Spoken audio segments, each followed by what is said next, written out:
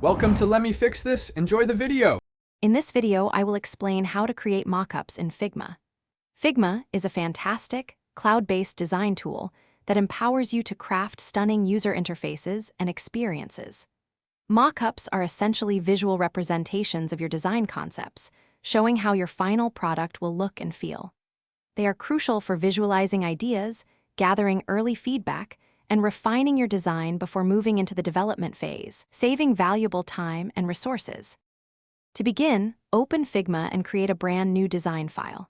Next, select a frame, which acts as your design canvas. For a desktop view, a common starting size is 1920 pixels wide by 1080 pixels high.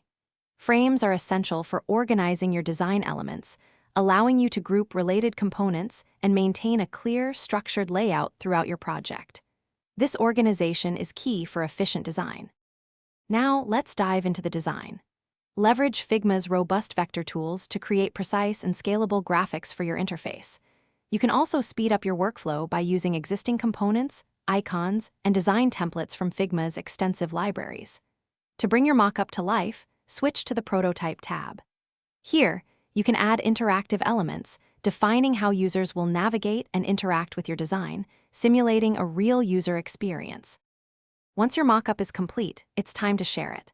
You can easily generate a shareable link or invite specific collaborators via email. Remember to set appropriate viewing permissions, allowing some to edit and others just to view. For presentations or documentation, export your mockup in various formats like PNG, JPG, SVG, or PDF.